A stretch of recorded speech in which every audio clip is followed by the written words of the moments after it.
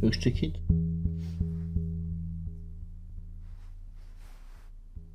Je le fais, hein.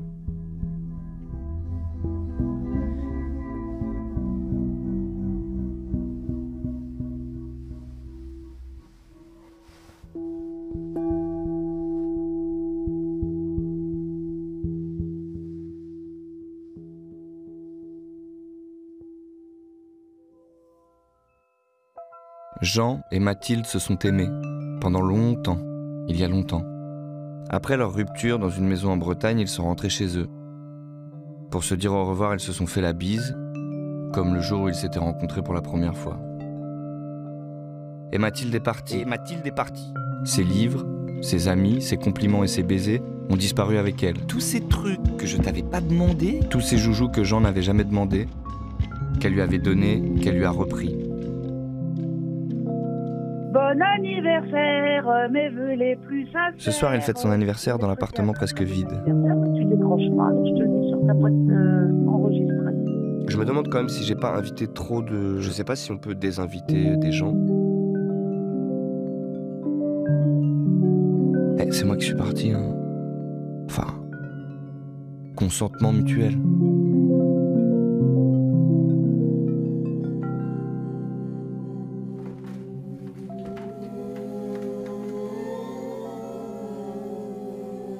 Il pense au dernier week-end qu'ils ont passé ensemble, et un malaise opaque lui traverse la poitrine, comme lorsque, enfant, il repensait à une bêtise qu'il n'avait jamais avouée.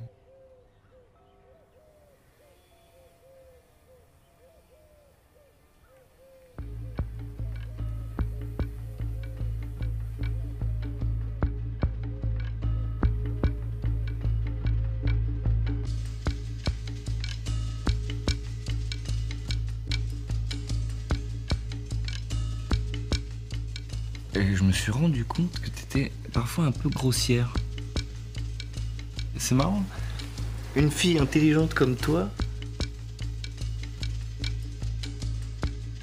Mais moi j'ai même trouvé ça mignon en fait. Tiens, vendredi soir là, Quoi? Vendredi soir quoi? j'ai Guillaume. Tu lui as coupé la parole, t'as dit Barcelone c'est de la merde. Et le mec a arrêté de parler, littéralement. S'il était blessé, il pouvait me le dire.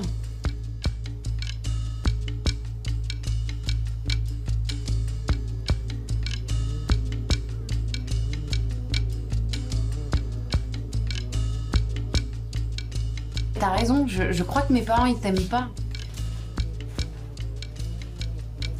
Ils pensent que t'es con. Ils me l'ont dit d'ailleurs. Ils m'ont dit Jean est con. Gros con. Ils sont pas accueillants. En fait, on se sent pas vraiment désiré, tu vois. Pas des gens aimants. Y a pas d'amour dans ta famille.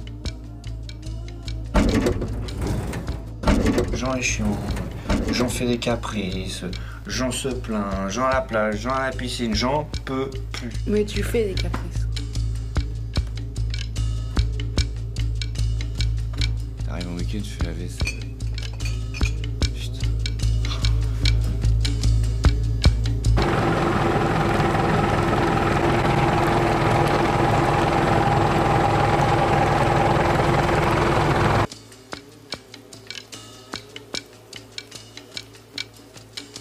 Et sinon, tu te masturbes?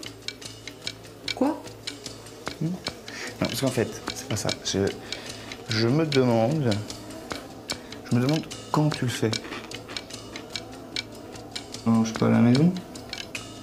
Tu regardes des images ou... Moi, je trouve ça assez beau, hein, cette relation fraternelle qu'on a.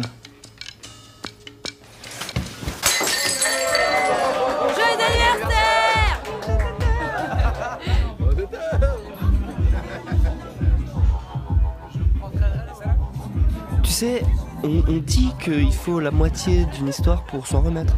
Toi, ça faisait combien de temps? Joyeux anniversaire! Eh, comment ça va, toi? Comment ça va, toi? Comment ça va, comment ça va, toi?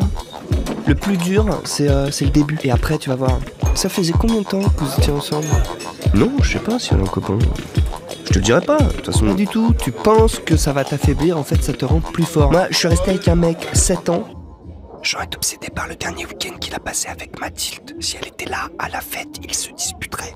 Moi je te le dis par expérience, tu devrais faire du yoga. Premier amour, amour de jeunesse, c'est dur.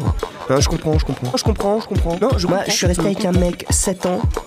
Faut pas pleurer, faut baiser. Ou les deux, pas en même temps. Ah ouais. Moi je couchais avec un mec, il a pleuré avant, après Et pendant. et c'était horrible. Tu devrais faire du yoga.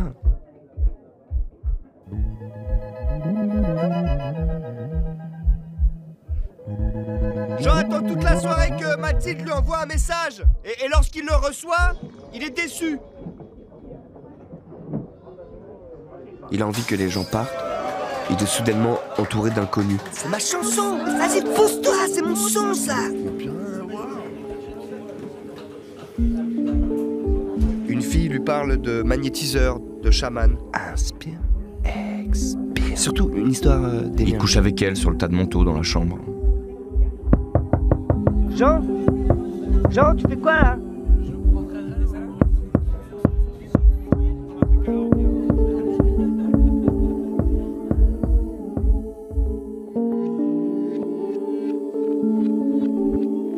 Elle essaie de me caresser les cheveux.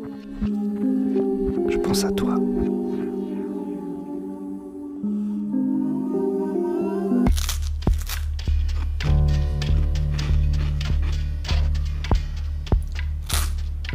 Pourquoi tu restes avec moi en fait? Parce que tu as une petite moustache de chat. Non, c'est bien, hein, parce qu'à un moment j'ai eu peur que tu restes avec moi parce que je suis drôle ou intelligente. Oh, Dio, t'essaies de faire une blague, toi. Tu vois, tu t'entends là? Putain, pourquoi tu restes avec moi en fait? Si je te fais pas rire, si je te fais honte, pourquoi tu restes avec moi en fait? Il est 9h20, cette fille est encore là. Il faut qu'elle s'en aille. J'espère qu'elle va finir par comprendre. Si je sors du lit, je devrais la contourner, et alors elle se réveillera, et alors on devra parler. Mais Mathilde, il faut que tu viennes chercher tes affaires à la maison, j'en peux plus. En rangeant après la fête, j'ai trouvé une de tes culottes. J'ai essayé de pleurer, mais elle sentait rien. Elle sentait le savon.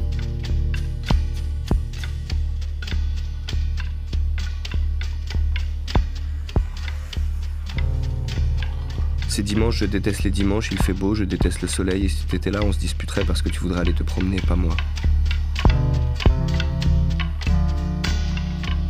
Mais un jour je te quitterai. Tu te souviendras tout à coup que j'étais drôle, belle et intelligente. Non mais tu es belle, tu es intelligente, tu es un peu drôle. J'ai envie de pleurer.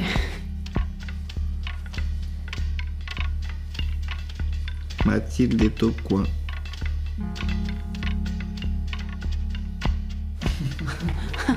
C'est très très drôle. Ouais, voilà.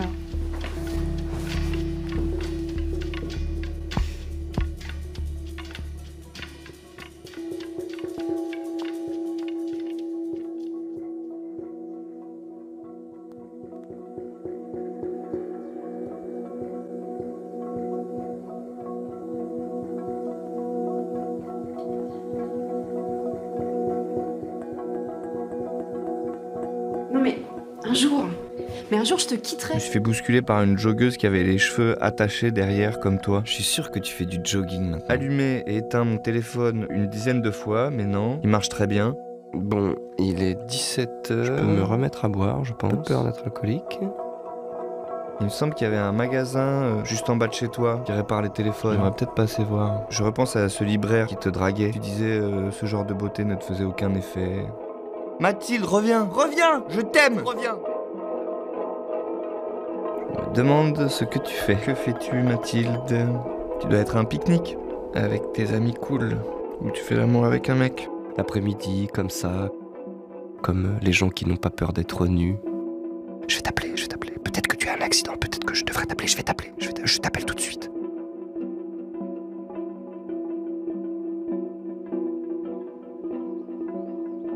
Tu veux que je te dise un truc triste?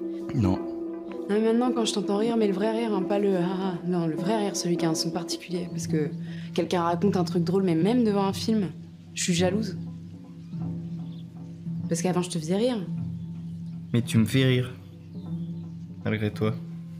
Donc en fait, t'arrêtes jamais d'être con, c'est officiel. Officiel. Mes amis à moi, ils sont là.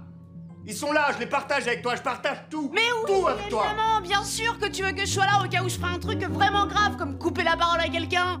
Attention, appelez les secours, Mathilde est insortable. Mathilde sait pas se tenir.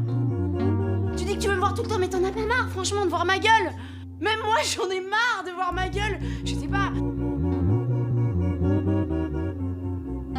Puis là, t'as pas envie de me voir, c'est juste que t'as pas le choix. En fait, j'ai l'impression que t'es amoureux de quelqu'un d'autre. De celle que t'imaginais quand on s'est rencontrés. Et maintenant, t'es déçu. Et en plus, t'es triste d'être déçu. Comme si...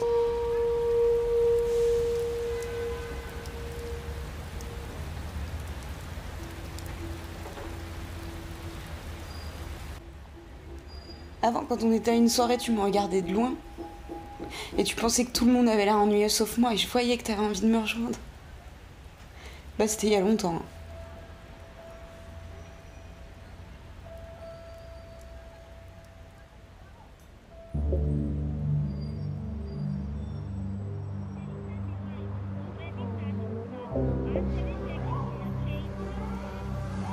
Jean essaye de prendre le métro.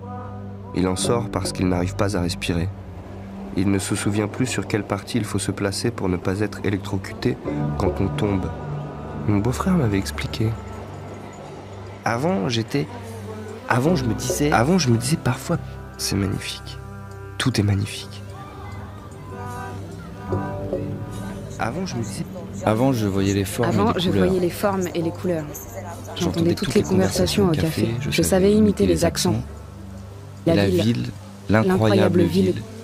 Le bateau-mouche qui s'appelle Catherine Deneuve. Les taxis racistes. Les gens qui se relèvent d'une chute sur le trottoir avec sérieux et dignité, en pensant que personne ne les a vus. Les vieux qui vont toujours à la poste aux heures de pointe pour bavarder. Et les filles trop maquillées à 4 heures du matin, encore belles. La clocharde qui avait pris ta clope de ta bouche. Traverser les jardins publics avant tout le monde, surtout en hiver. Le métro, même le métro était beau. De merde. Et je pouvais rentrer et te le raconter.